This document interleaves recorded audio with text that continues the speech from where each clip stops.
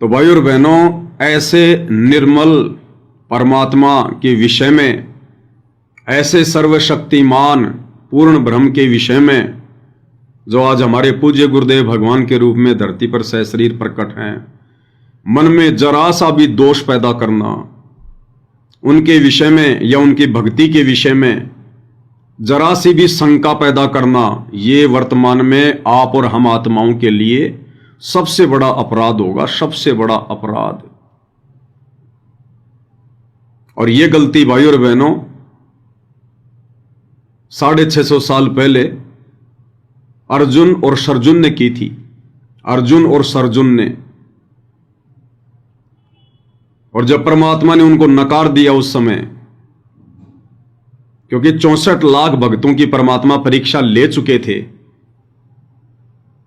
उस गणिका बहन को जो कि उपदेशी हो चुकी थी, उसको हाथी पर बैठाकर और गंगा जल की बोतल गुरुदेव भगवान सतगुरु रामपाल जी ने, इस कबीर भगवान ने अपने हाथ में ले ली और ऐसी लीला कर रहे हैं जैसे कोई शराबी बैठा हो।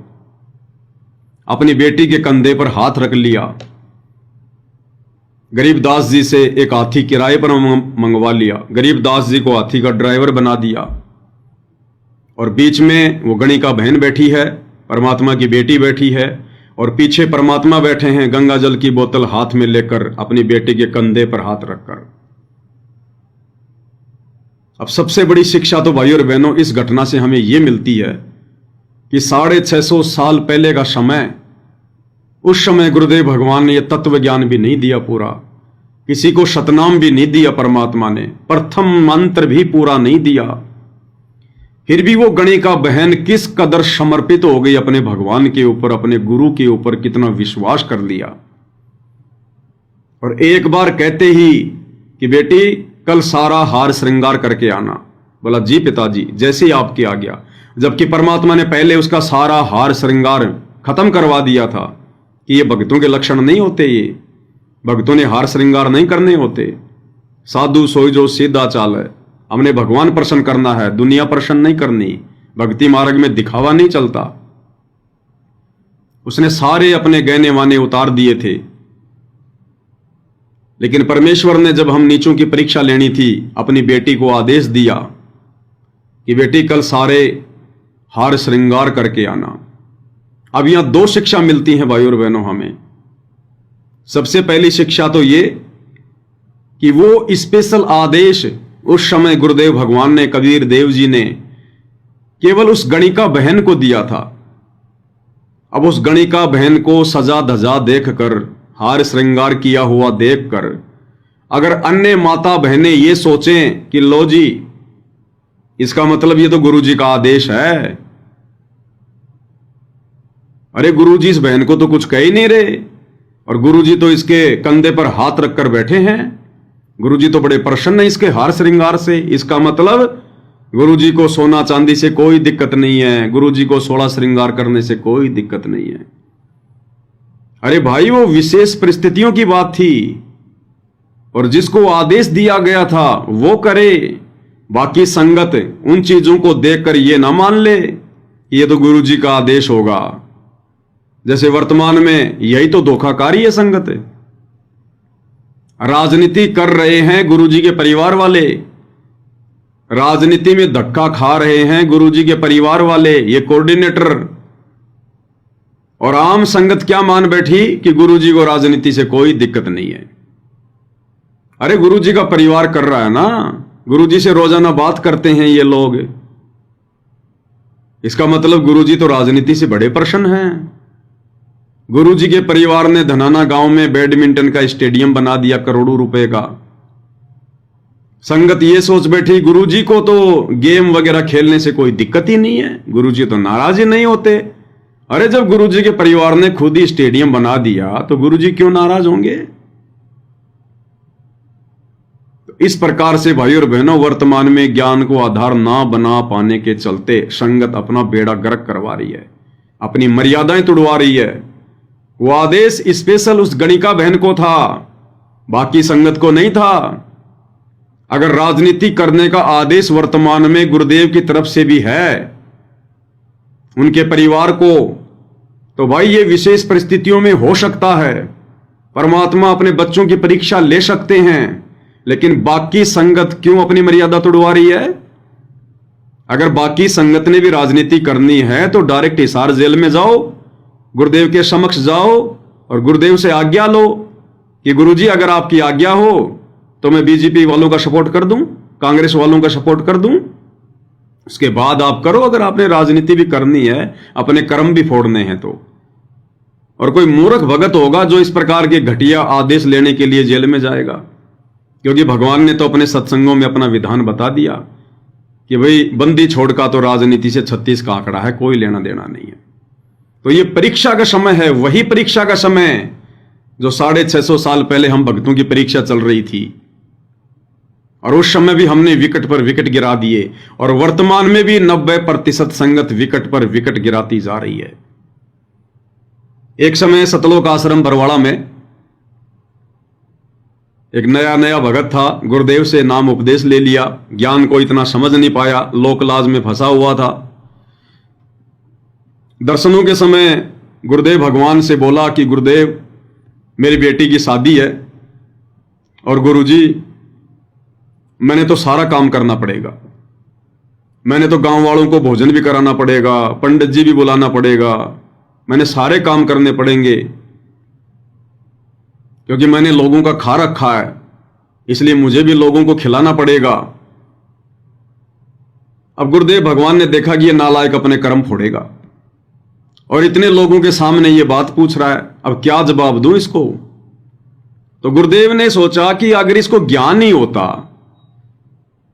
तो सत्संगों को सुनकर ये समझ ना जाता कि गुरुजी के क्या आदेश हैं, क्योंकि सत्संगों में गुरुदेव ने बता दिया कि बच्चों इस परमात्मा के शरण में आने के बाद, उपदेश लेने के बाद तुम्हारे ये जो कर्जे हैं, तुम्हारा जो ये ऋण है, ये तुम स्वयं नहीं उतार पाओगे, लाख जन्म भी वो परमात्मा उतारेगा। तुम्हारे पिछले ऋण संस्कार ये परमात्मा घटाएगा, तो तुम परमात्मा पे छोड़ दो, जैसा तुम्हें गुरु आदेश दे तुम वैसा ही करो। अगर साधारण तरीके से शादी विवाह रमेणी करने का आदेश है तो वो सबके लिए, तो साधारण तरीके से करो।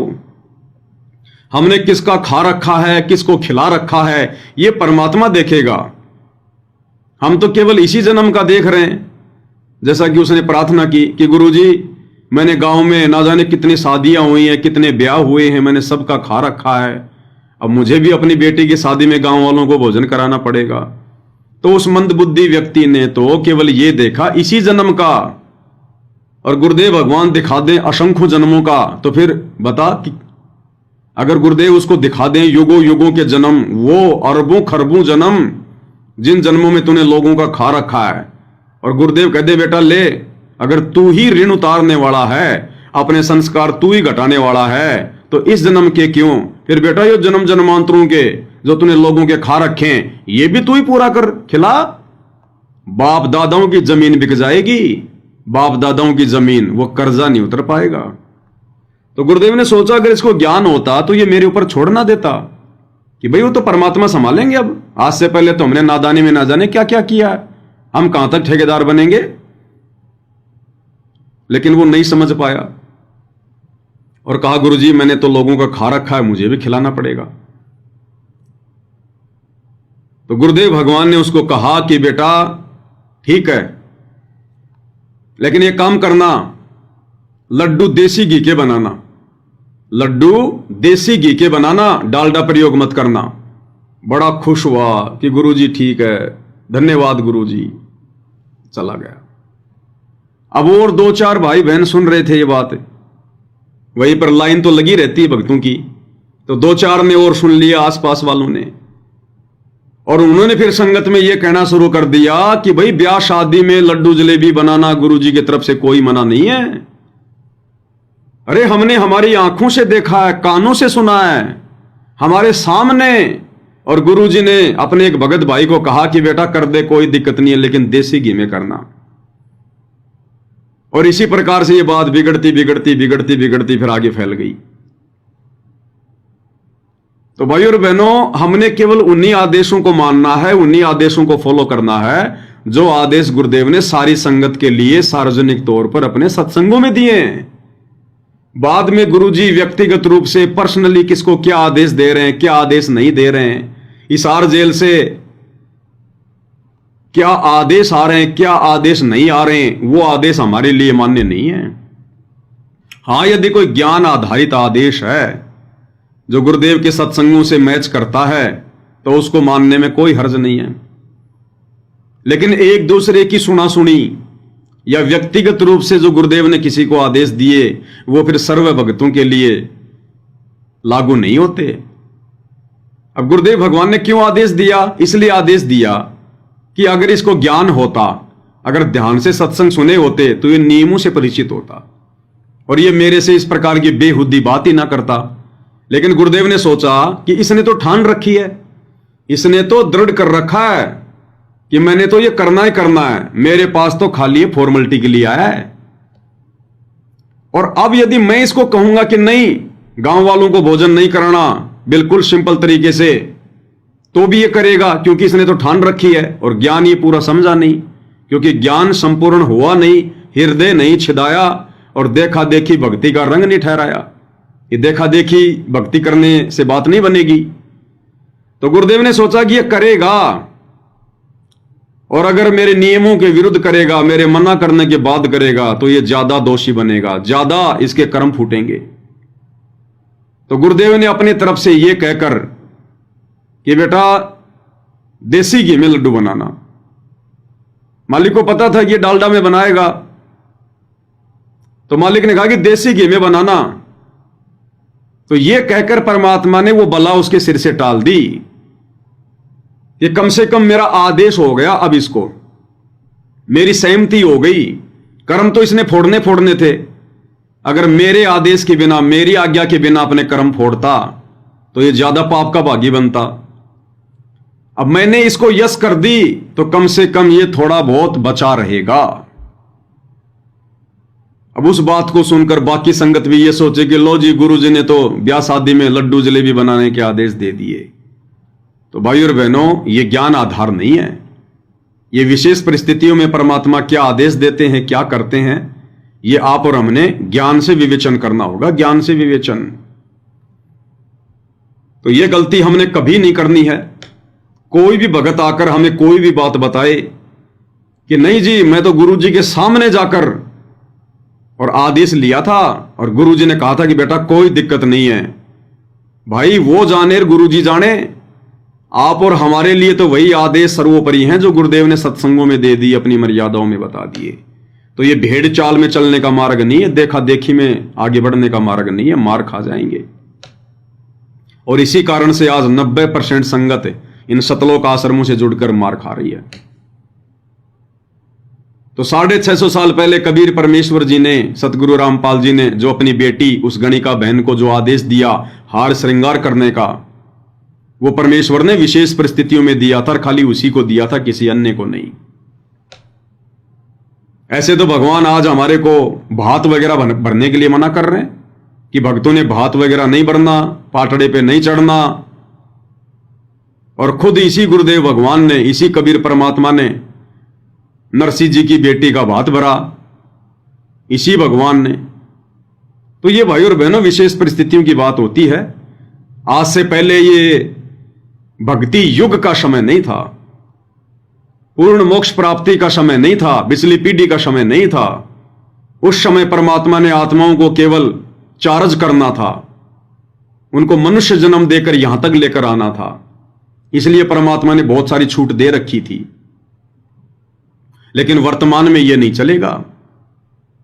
650 साल पहले तो भगवान ने सदना कसाई की, बारंबार विनती पर, प्रार्थना पर, और कह दिया भाई ठीक है, बोल तू कितने बकरे काटेगा। उसने सोचा कि दिन में 5-10 काटता हूं, 100 बकरे का आदेश ले लूं। बोले भगवान 100 बकरे काटूंगा, इससे ज्यादा नहीं काटूंगा, वचन पे रहूंगा। तो मालिक ने कहा कि तथास्तु, 100 से ज्यादा मत काटना। और आज गुरुदेव भगवान हमारे को, आज वो परमात्मा हमारे को चींटी तक को भी सताने का आदेश नहीं दे सकता, क्योंकि ये भक्ति युग है। और भाई और बहनों को ये ना सोचे कि सदना कसाई को परमात्मा ने जो बकरे काटने का आदेश दिया था वो रियल बकरे कटे होंगे। ये परमात्मा अपने बच्चों की हत्या करवाएगा क्या?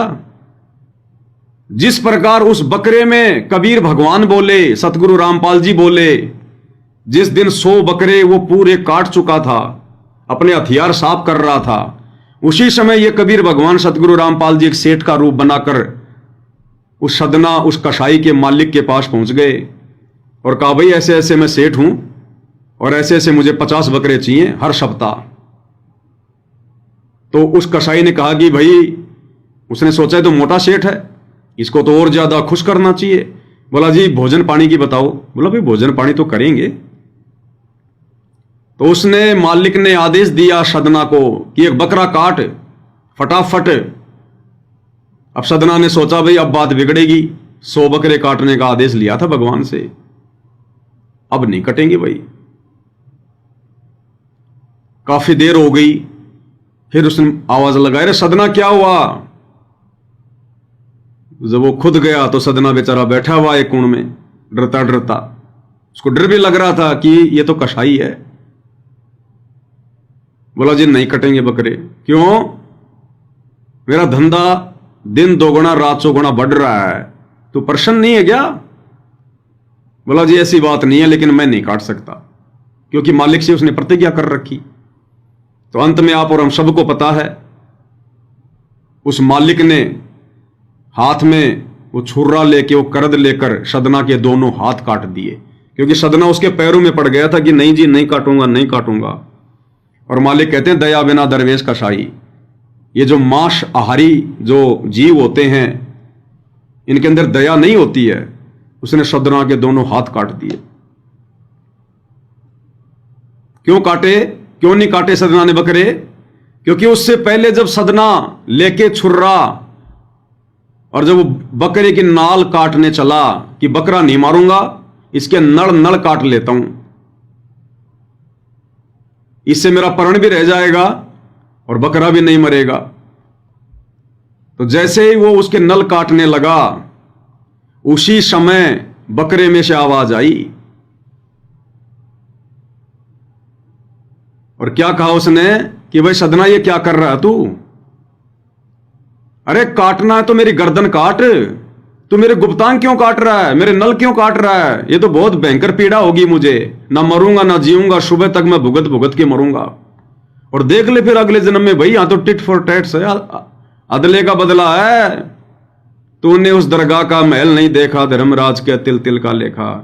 देख ले भाई, अगले जन्म में तेरे को बकरा बनना पड़ेगा और मैंने इसी प्रकार से तेरे नल काटने पड़ेंगे। तू भी फिर कई घंटों में तड़प तड़प के मरेगा।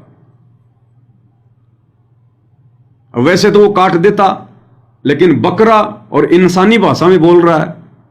डर गया, वो छुर्रा हाथ से छूट गया। उसके बाद अपने मालिक से अरदास करने लगा पैरों में पड़ के, तो उसने फिर उसके दोनों हाथ काट दिए।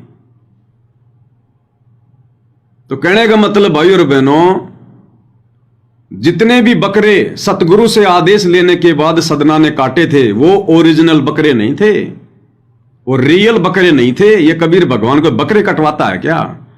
जिस प्रकार उस बकरे में कबीर भगवान बोला, उसकी शक्ति बोली, उसी प्रकार जितने भी बकरे उसने काटे थे गुरु से आदेश लेने के बाद, वो सारे के सारे बकरे मायावी थे।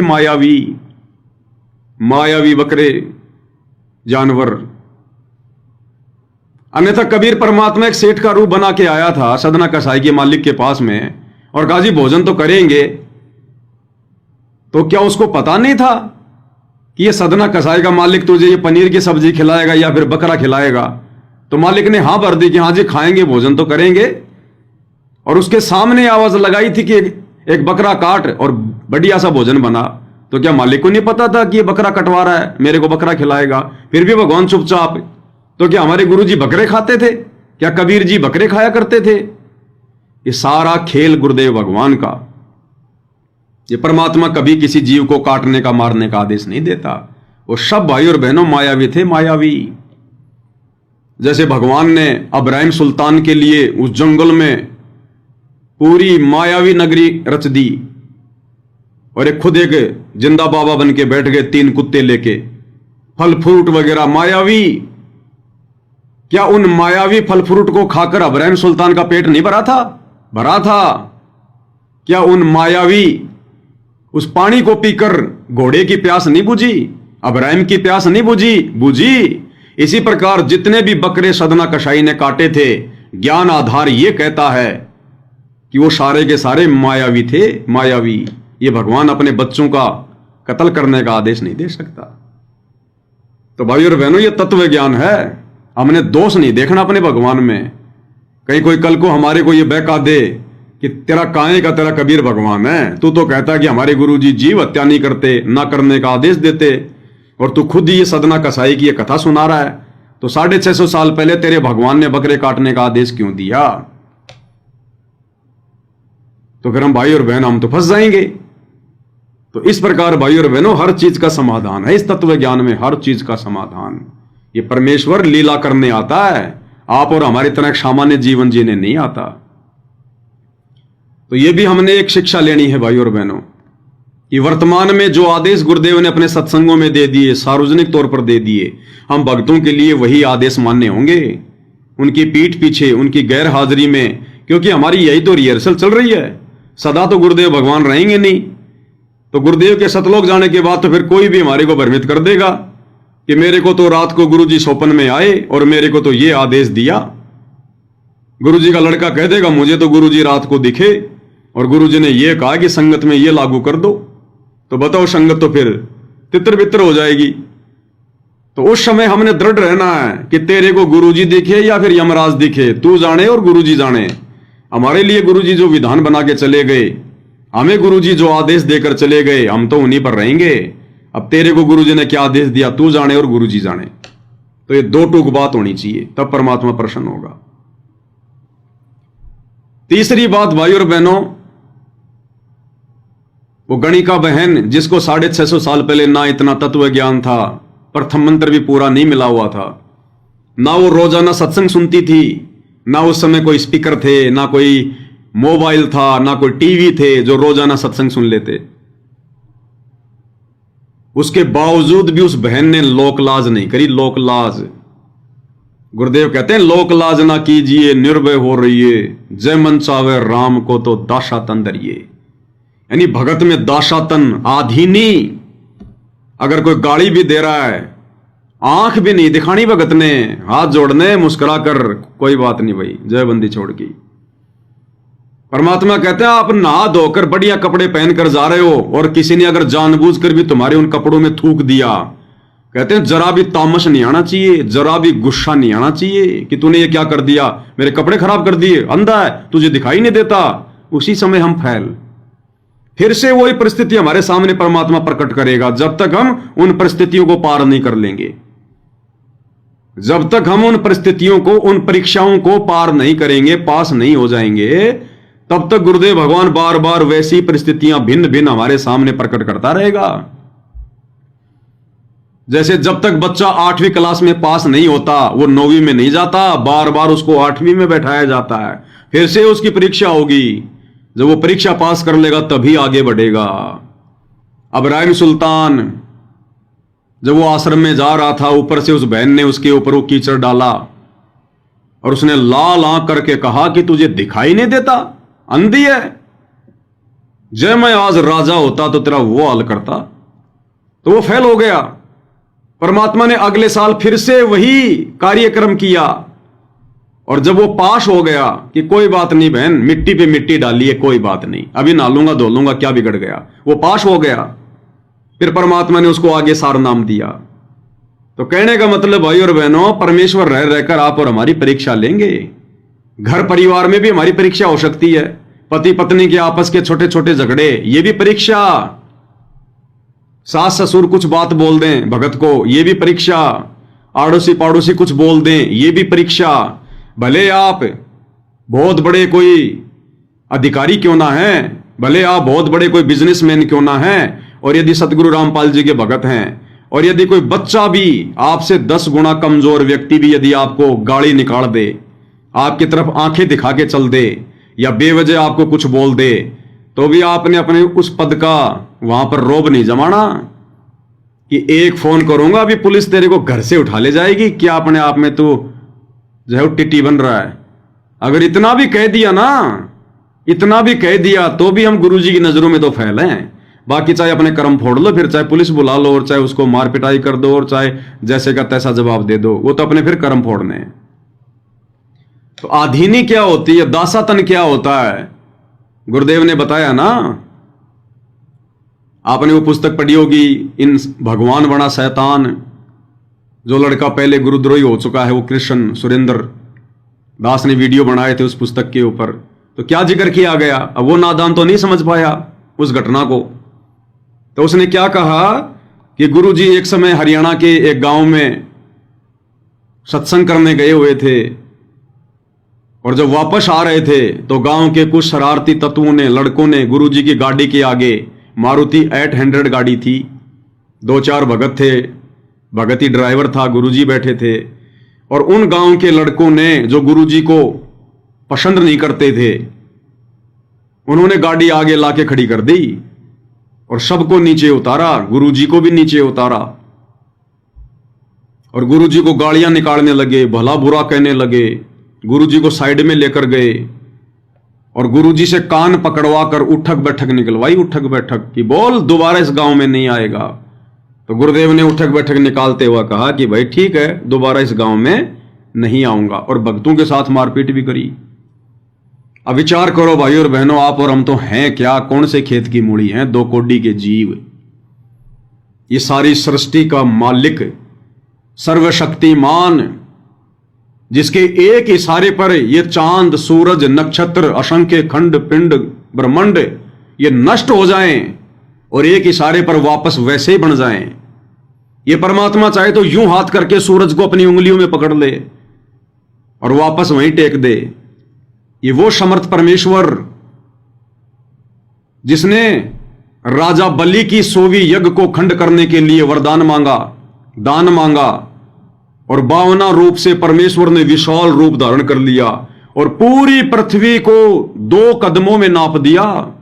पूरी पृथ्वी को 2 कदमों में इतना ऊंचा रूप बनाया परमेश्वर ने,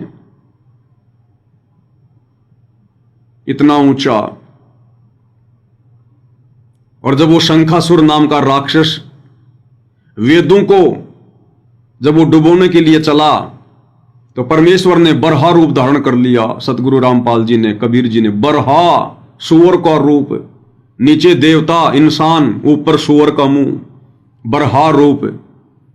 और कहते हैं जब वो रूप परमात्मा ने धारण किया तो पृथ्वी को परमेश्वर ने अपने यहां पर दांतों के ऊपर ले लिया। जैसे सूअर के 2 होते हैं ना दांत, यूं आगे, जो ये जंगली सूअर होते हैं उनके 2 होते हैं दांत आगे ऐसे। तो परमात्मा ने पूरी पृथ्वी को, ये जो गोल गोल सा दिखाई देता है, जो ये ग्लोब सा जो हम देखते हैं, इस पूरी पृथ्वी को परमेश्वर ने इतना बड़ा रूप बनाया, पूरी पृथ्वी को अपने उस दांतों के ऊपर रोक दिया। और कहते हैं उस समय जो परमात्मा की लंबाई चौड़ाई थी 45,000 किलोमीटर चौड़ा शरीर और 75,000 किलोमीटर ऊंचा शरीर। तब परमेश्वर ने 3,500-4 हजार किलोमीटर रूपी इस पृथ्वी को अपने यहां पर धारण किया था। और बलि के समय परमात्मा ने 2 कदम में पूरी पृथ्वी को नाप दिया। तो सोचो कितना लंबा चौड़ा रूप बनाया होगा। तो ये वो समर्थ परमात्मा है धरती पर, जो आप और हमारे जैसे एक सामान्य व्यक्ति बनकर हमें ज्ञान समझा रहे हैं, सतलोक की जानकारी दे रहे हैं। और इस समर्थ ने आधीनी की पराकाष्ठा पार कर दी, और सिर्फ इसलिए कि हम कलयुग की पिछली पीढ़ी के भगत, उनके शिष्य कभी भी ऊपर मुंह करके ना चलें। इसलिए भगवान ने उदाहरण पेश किया, अपने कान पकड़कर माफी मांगकर उन 2 कोड़ी के जीवों के आगे। ये परमात्मा हल्की सी फूक भी मार दे तो ये तुम्हारे स्वर्ग लोक और पाताल लोक और तुम्हारे ये 14 भवन पता नहीं कहां जाके गिरे। ये वो सर्वशक्तिमान भगवान है। भाई और बहनों, दुनिया इनकी महिमा से परिचित नहीं है। इनकी अंश मात्र महिमा से भी केवल आप और हम ही परिचित हैं। इसीलिए उस परमेश्वर की ये महिमा कर रहे हैं, उनके गुणगान कर रहे हैं। जो गुण हैं उस परमात्मा में, हम उन गुणों का बखान कर रहे हैं। आने वाले समय में तो पूरी दुनिया करेगी, पूरी दुनिया, जब ज्ञान हो जाएगा। तो चाहे हम कितने बड़े कोई अधिकारी हैं, यह भी हमारी परीक्षा होगी। भले आप चाहे पुलिस के बहुत बड़े अधिकारी हैं, आईजी डीआईजी हैं आप, और यदि संत रामपाल जी के भगत हैं, और यदि रात चालते किसी व्यक्ति ने आपको कुछ कह दिया, तो आपने आधीनी ही दिखानी पड़ेगी। आधीनी वहां नहीं चलेगी आपकी वो आईजी डीआईजी वाली फीत कि मेरी तो बेइज्जती हो गई, मैं तो इतना बड़ा अधिकारी हूं, सर्वसंपन्न हूं, एक इशारे पर इसको घर से उठवा लूंगा। फिर ये काल भी तुझे एक इशारे पर घर से उठवा लेगा। फिर परमात्मा छोड़ देगा, जा भाई, अभी तो तू इब्राहिम सुल्तान ही है, अभी तेरे अंदर आदीनी नहीं है। गुरुजी मैं तो अधिकारी हूं। किसने कहा था तेरे को तू अधिकारी रहे? किसने कहा? छोड़ दे ये कुबद का गढ़। ये कुबद का गढ़ छोड़ क्यों नहीं देता? अरे भक्ति के लिए तो नित्यानंद जी ने तहसीलदार का वो पद छोड़ दिया। भक्ति के लिए नरसिंह सेठ ने 56 करोड़ की संपत्ति को ठोकर मार दी, सेठ का वो पद छोड़ दिया जिसकी हुंडी चला करती थी। और इब्राहिम सुल्तान ने उस राज्य को ठोकर मार दी जिस राजपाट को देखकर देवताओं का राजा इंद्र भी लज्जित हुआ करता था कि ऐसे ठाट बाट तो मेरे भी नहीं है। और तू एक छोटा सा ये अधिकारी का लेके पद है और तू अपने आप में अहंकारी बना फिर रहा है। भक्ति करनी है, क्या करना तेरे को? भगवान ने खुद नौकरी छोड़ के दिखाई अपनी जेई की। तो ये नहीं चलेगा इस भक्ति मार्ग में। और अब तो फाइनल समय, अब तो कलयुग की बिचली पीढ़ी का समय है। अब ने छोड़ना ये शरीर, अब ने छोड़ना 21 ब्रह्मांड, और हम फूले फिर रहे हैं छोटे से कोई 2-4 स्टार लगा के। फिर ये पार होने के लक्षण नहीं है। आधीनी तो आधीनी, नियम सबके लिए समान, सबके लिए, ये नहीं चलेगा। तो उस गणिका बहन ने हाथी पर बैठने से पहले अपने मन में कोई लोक लाज पैदा नहीं करी कि लोग क्या कहेंगे, लोग क्या सोचेंगे मेरे बारे में। कुछ नहीं सोचा। उसने ये सोचा कि गुरुजी ने मुझे जो आदेश दे दिया है, अगर मैंने इस आदेश की पालना नहीं करी तो मेरा क्या होगा?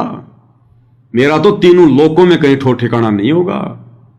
उसने लोकलाज नहीं करी। लोकलाज ना कीजिए, निर्भय हो रहिए, जय मन चावे राम को दाशा तंदरिए। कुलकर्णी के कारण हंसा गया बिगो। कुलकर्णी यानी भाईचारा, आज इस भाईचारे के कारण दबाव में आकर या ये सोचकर कि अगर मैंने संत रामपाल जी का नाम ले लिया, उनकी भक्ति शुरू कर दी, और भक्ति शुरू करोगे तो फिर नियम भी निभाने पड़ेंगे।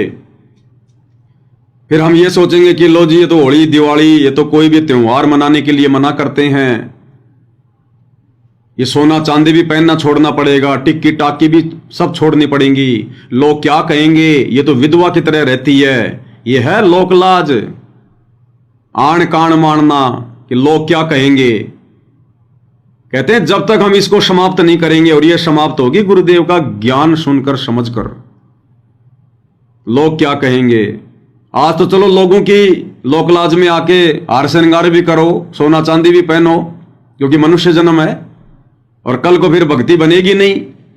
फिर कल को उसी गांव में कुतिया बन के आएगी, वो कुतिया, गधी, सुअरी, और पूरे गांव वालों के सामने पूंछ उठा के नंगी होके घूमेगी। तब उसकी इज्जत कहां गई? वो कौन से गांव वाले उसको जींस पहनाएंगे उस कुतिया को? फिर कौन सा आदमी उसको घाघरा पहनाएगा कि तू नंगी होके घूम रही है, तेरी इज्जत का क्या होगा? तो हमने चिंता करनी है अपने गुरुदेव के वचन की कि हमारे गुरुजी नाराज ना हो जाएं। ये मनुष्य जन्म भक्ति के लिए मिलता है, गुरु वचन निभाने के लिए मिलता है, यहां से अपना पीछा छुड़वाने के लिए मिलता है। तो गणिका बहन ने कोई लोकलाज नहीं करी। तो यह भी एक बहुत बड़ी शिक्षा है भाइयों और बहनों, वर्तमान में आप और हम सब के लिए। जब 650 साल पहले वो बहन इतने सत्संग भी नहीं सुना करती थी, और उसने भी कोई लोकलाज नहीं करी कि मैं तो अपने गुरु जी के साथ में बैठी हूं। अपने गुरु के मैं संग संग होली, अपने गुरु के मैं संग संग होली, सखीरी मोहे तनिक न आई लाज, आज गुरु दरस दिखाए री। सखीरी मारे जगे पुरबले भाग, आज गुरु दर्श दिखाए री। अपने गुरु के मैं संग संग होली, यानी जैसा मेरे गुरुदेव ने मुझे भक्ति मार्ग पर आगे बढ़ने के लिए नियम मर्यादा बताई, कहते मैं तो वैसे ही आगे आगे बढ़ ली। गुरु जी ने कहा कि सोना चांदी नहीं पहनना तो नहीं पहनना। गुरु जी ने कहा कि हमने ये बार त्योहार फालतू की चीजें नहीं मनानी तो नहीं मनानी। अपने गुरु के मैं संग संग होली, सखीरी मोहे तनिक न आई लाज। मैंने संसार की तरफ झांक कर भी नहीं देखा, ये रिश्तेदार क्या कहेंगे, भाई बंधु क्या कहेंगे।